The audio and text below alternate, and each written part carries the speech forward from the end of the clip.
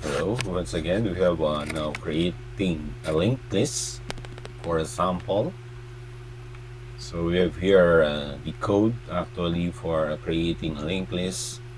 So we'll try to simulate this code with this particular variable. So we have here an item, the variable I, okay, n also is they're all integer, and then we have also head is the structure pointer and another pointer for p, and we have also q.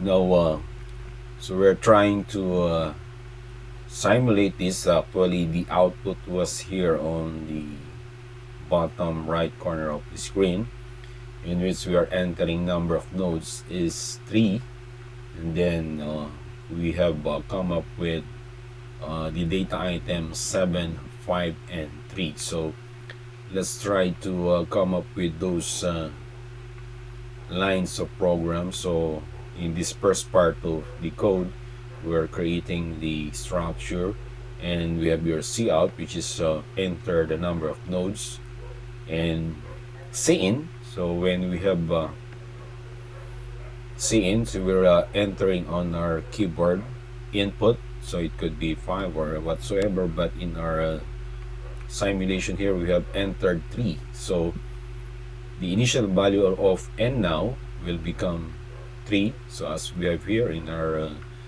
screen, and then that will be the number of nodes that will be entering accumulative. Okay, so enter the value of the head node. So cin for the variable cin is item, so we have a first value was 7, which goes with this variable item. There we go. And then q was being created for the list that we have in our item structure q, in which our first q data. Okay, so on this portion of the list, so we remember that in our introduction, this is the two parts of the list, which is the data item and the next pointer. Okay, so currently we're on 100 pointer, in which the q data, which we have the first entry was item here is 7, will goes on this data item. Okay, so let's click it. So there we have here 7, in which this will be repeated 3 times, since we have entered the variable n, asking for the number of nodes is 3. Okay, so just click it again. So the first data item is 7, so initially that will be the next pointer is null, of course, no? So later on when we go to create again another item for the list, this will be replaced with another memory address. Okay, so the head was 100, which taken the value of q, no? So a while ago q next natin was null, and then head will obtain the value of q, which is null. Okay, and p equal to head will just transfer the value of head to p. Okay, so we have here now pointer will become 100 for the first data item. So we just shift with another page key. So I said a while ago, this will be repeated 3 times, so it depends on the node that we have entered. Since we have entered 3, and then we have entered the first value for the data item is 7, so the next pointer will be null, and it will go back. Okay, so we are currently on item number 1. Okay, remember the nodes that we're entering is n, which is equal to 3, so I should be equivalent later on with n, so we are able to accommodate the 3 list that we are trying to enter, which is 3 nodes. Okay, so we'll be seeing here how the data item was built up in our linked list. Okay, so the initial or the first data item was 7.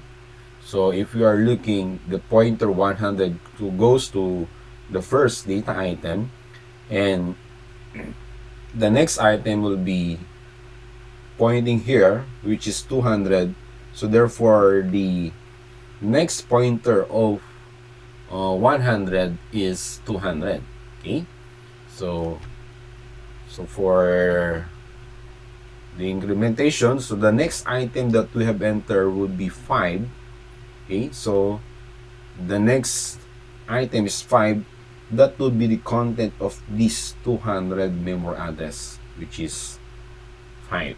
Okay, so there we go. It goes with this data item, and then this null will turn into transferred. No, so since we already fill up the second data item, so therefore this null will turn now into 200, referring to the next item. So remember that our linked lists are like a chain, no? So chain of data items. Okay, so from our first item is 100, which is 7, and the next item is 200, goes to this memory address, which is 5, and then the next item will be later on 300. Okay, so when we click it again, then we are currently having now on the 200 memory address. Okay, now we are through entering. Okay, so the second item, which is 2. Now we'll be proceeding on the next item. So we have here on our screen, we have entered 3 for the next item, which will be the content of the data item 300. Okay, so we have here now 3 for the next data item, and then again this null will become 300, pointing to the next data item, and null will goes to the last list. Okay, so when we click it, so it will move again the null, and this will now turn into 300, and this will now be the last value, since our running of the program is we have entered only 3 nodes for it.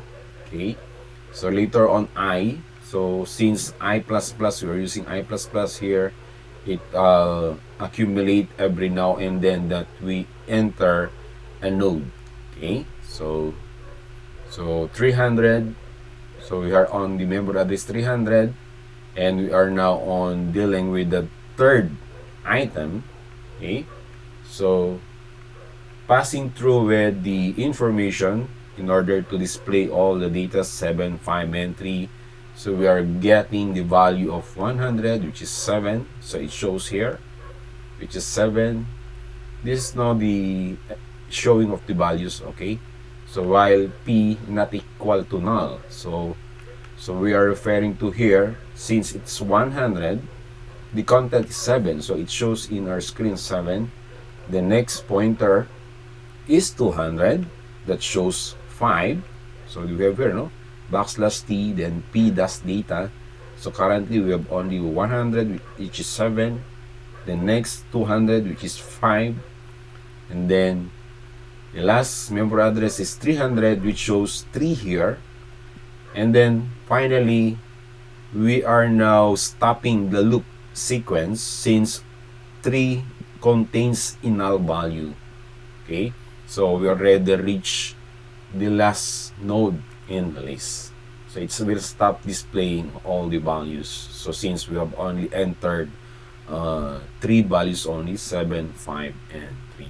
So that's how we were able to come up with the storing of our linked list, no, having these 3 items. Okay, so There we go. We have the null pointer, which is null on 300. Okay, so if we'll be later on adding another item on the list, so we'll be proceeding on another memory address later on, this null will also move to the next data item. So let's say the next address will be 400 here. Okay, so we are allowing to enter another data item on our list. Okay, so that would be for now.